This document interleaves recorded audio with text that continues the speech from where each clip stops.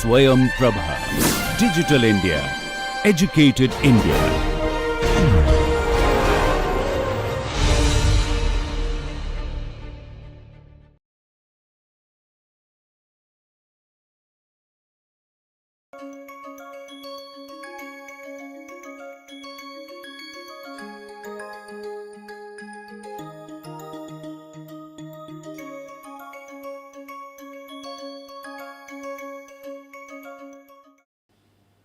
Generally, we understand generations by the 4 terms: baby boomers, generation X, generation Y and generation Z. Baby boomers are those who were born between 1945 to 1960. Think about the time period of 1945 to 60. This was the time period of the post World War II. World was changing very fast. The power equation, the source of power, the major power was shifted from Europe, was shifting from North Europe to USA. This is the time when many countries were going through a major nation building process. That is the generation which values legacy. They wish to leave legacy. They are the doers and they love to leave legacy. It is very important for them, for their identity.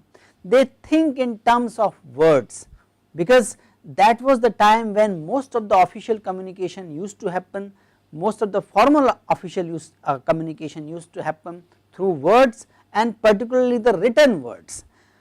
Radio was the most prominent medium, and office memo, the picture of the typical office memo is also given here.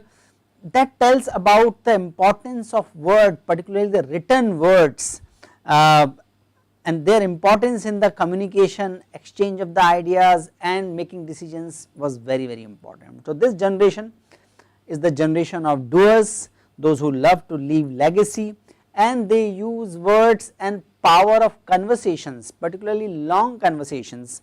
They are good at argumentation and long conversations, and that is the major ways of their expressing their thoughts and their opinion. Generation X is followed by baby boomers. By the way, the baby boomer term comes from the major population upsurge happened during this period, during the post World War. The second generation, which is called generation X, they were born between 1960 to 1980. They are the drivers, they are the people who have looked at the growth of the organizations, those who have seen organizations can grow beyond national boundaries. So they are independent, they are entrepreneurial, they are also the generation which have gone through the series of recession because of the cost pressures.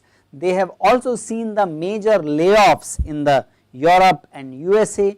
So there is a sense of insecurity as well in this generation about saving money, about securing financial independence, because they have seen that layoffs and recession in their work experience at a mass level. Re-engineering and the retrenchment at the very large scale became a major feature of the corporate life during this time, during the time generation X entered the workforce. Technology matters a lot for these people, because that is the time when the many technologies which were rudimentary in the previous decade became started getting commercialized, started resulting into different products. So technology and the power of technology became a major source of their confidence. That is one feature of generation X. Generation X are the generation where the televisions became more prominent. So instead of words, pictures became more prominent ways of communication for the generation X. Generation Y are action focused, because they are the generation which have extensively used internet in their day to day work.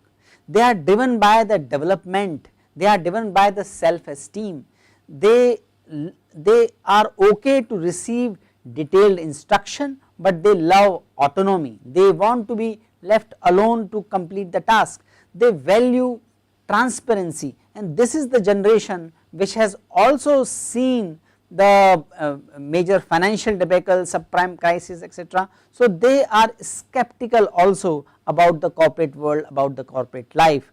They are more liberal generation in comparison to their previous generations. Generation Z comprises of the people born after 2000.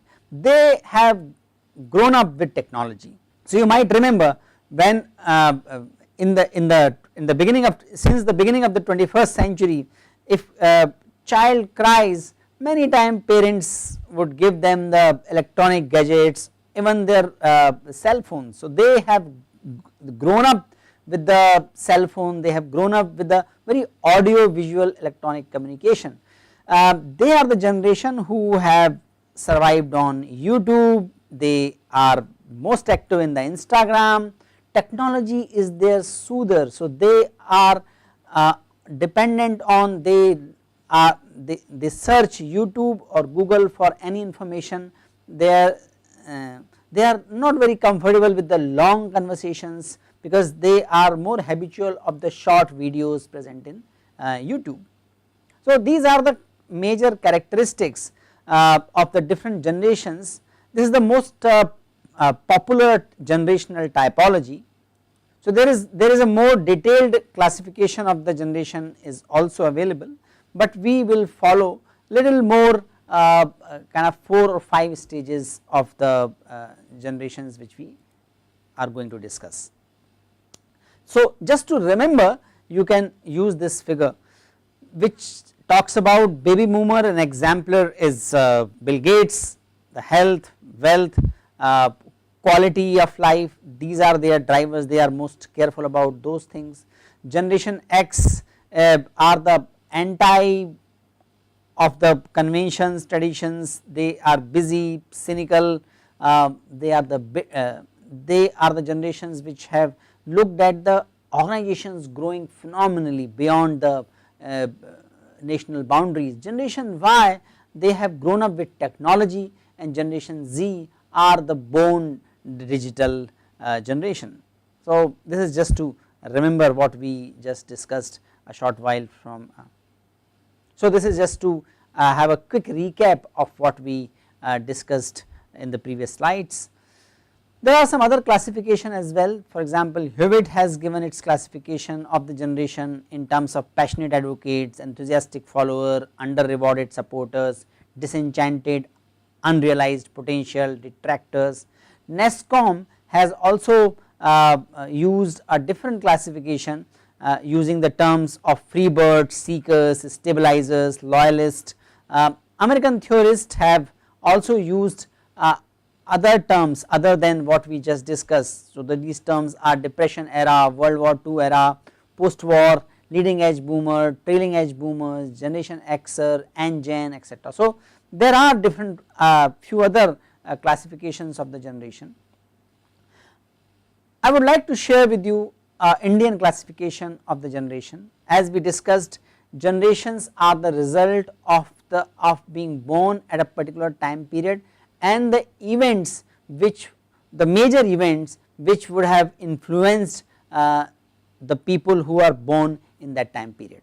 So based on the research of Soundarya Rajesh and her colleagues, these 5 generations are identified. They call these veterans, free gens, Gen X, E Gen, and Gen Ys. So they have given the classification up till 1981 to 90, because this was given in the beginning of the 2010 decade, and generation up till this time actually entered at the workplace.